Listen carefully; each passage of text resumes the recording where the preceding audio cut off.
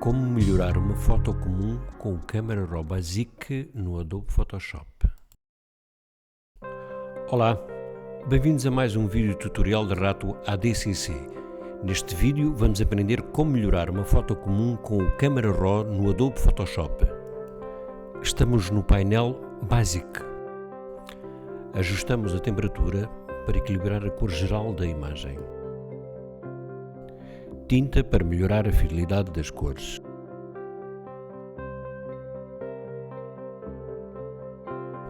Afinamos a exposição para corrigir a luminosidade global.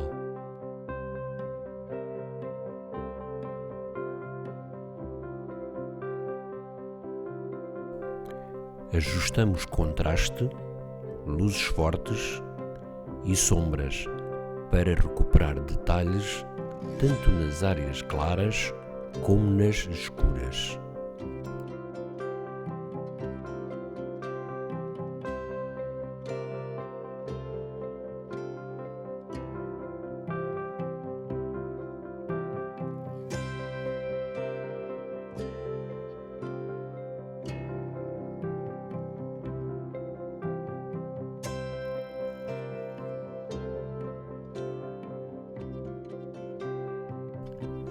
Passamos para a cor branca e depois para a cor preta, definindo o ponto de branco e o ponto de preto para dar mais profundidade.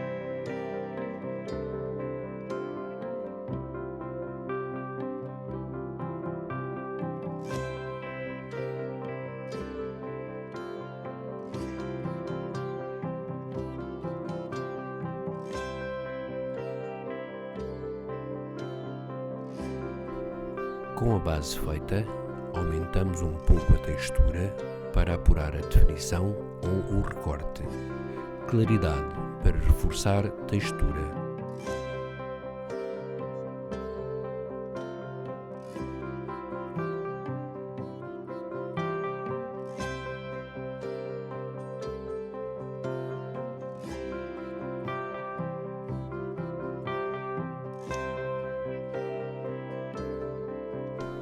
Daisy, remoção de neblina, ajusta a distribuição de contraste em áreas de baixa visibilidade, recuperando detalhes e profundidade.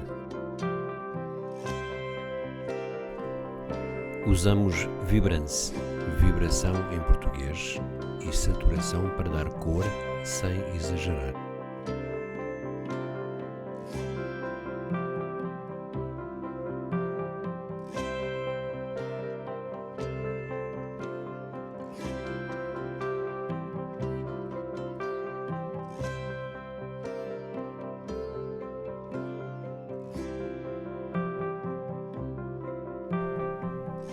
Clicamos neste ícone para vermos o antes e o depois.